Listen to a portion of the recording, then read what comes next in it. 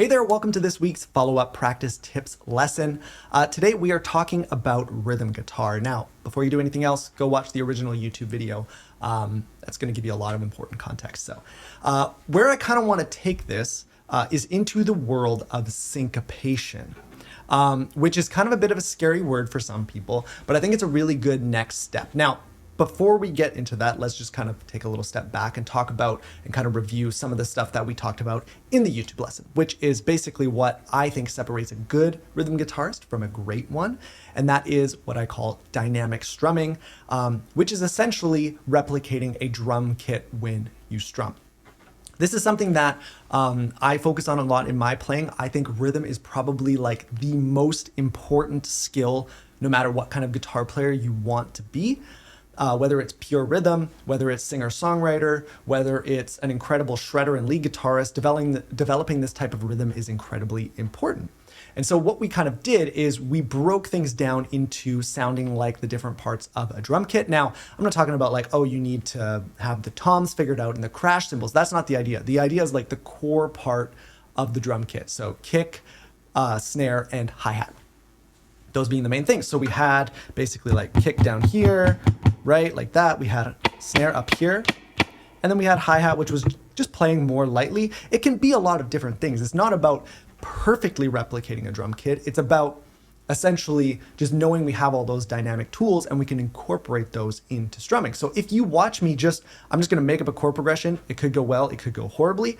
And I'm gonna add these types of elements into it and you can tell me how dynamic it sounds. Actually, let me do one version where I don't do much of it and then one where I do more. So if we go.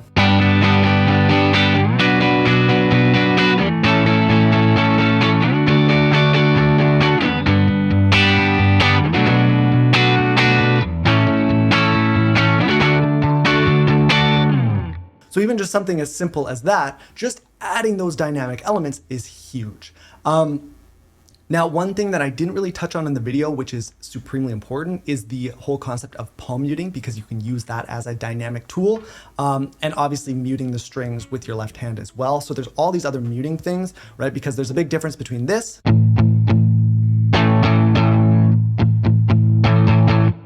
totally different sounds, and that's the cool thing that you have access to is like this wide array of those would just be different ways to emphasize a kick drum sound or something like that. And when you start to lock more into what the drums are doing, like when you're playing in a band, then you start to kind of get into the realm of what makes a really good rhythm section.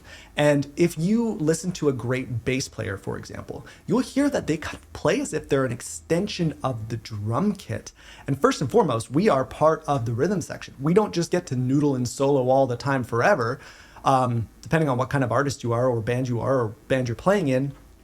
For the most part, we still have to play a lot of rhythm guitar. And when we're doing that, we want to be a part of that core rhythm foundation section of the band. We are literally considered a rhythm instrument, guitar is. So that's why we say rhythm first. Now, with kind of all that said, syncopation is the one thing where I'm kind of like hesitant because it's very ambiguous in what it is to talk about. But I do think it's still worth talking about and something that you can try and practice once you're very comfortable with the fundamentals. And the way that we would start this, basically what syncopation is it is essentially, think of it like an offbeat rhythm. It's not a perfectly divisible rhythm that still fits over what's being played. And the way that I like to practice this before I kind of show you, actually, I'll show you an example first. So I'm gonna pull up that same track again. So this would just be following the regular beat, right? No syncopation, just pretty straightforward divisions. Well, if we started adding more random patterns that still kind of fit,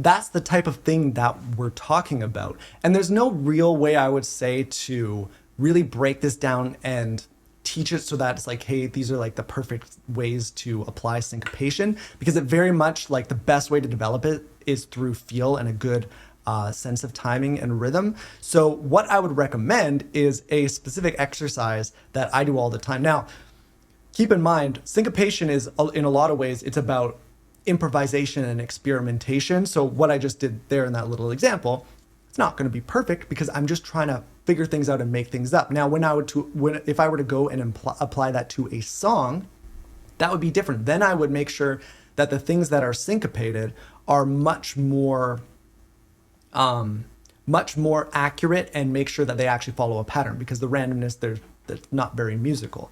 But what you would do is you would go in your car or wherever, in the bus, and the idea, I call it like the steering wheel exercise, because for me, that's when I do it, when I'm driving somewhere. Probably not the best idea to do it while you're driving, but if you're stopped at a stoplight or you're parked or you're waiting for someone, drum on your steering wheel with your hands or with your fingers, or anywhere on your lap is fine too.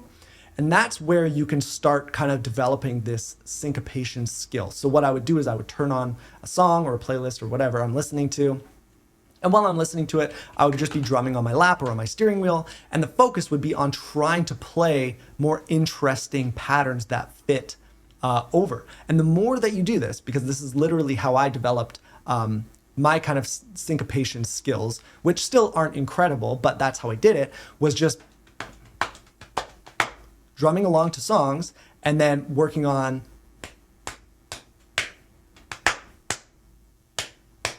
that type of thing. That, I mean, it's a little bit lame because I'm just tapping on my thigh here, but that's the idea. And that's going to start building up this skill. It is really a skill for coming up with the more complex patterns. And eventually you'll insert syncopation into your rhythmic patterns. And I do it all the time, where I play something very straight and then play some little syncopated parts. It can be really, really cool. So ultimately, because this is kind of just a little bit of a blabbering on the topic, I would just say, turn on songs on the radio or wherever, whenever you have some downtime, and without annoying people, because obviously it can be pretty annoying, work on tapping along and try and just play patterns that don't actually fit perfectly in the beats. You're not following the drums here.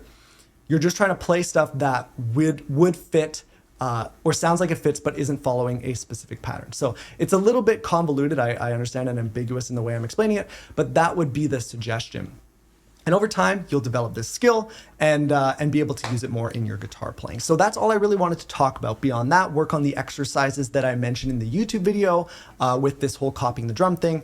The more you do that, the more you're going to be able to play around and experiment with syncopation as well, because rhythm is something that it kind of develops inside you as this skill, and it will get better and better even if you suck at it at first. So if you have any questions or comments, or you'd like maybe more rhythm focused lessons, because I do less of those these days, usually I'm doing more soloing and fretboard stuff, be sure to let me know. Give this video a thumbs up or give it a like, however you can. All right, hope you have a good week, and I'll see you in the next one.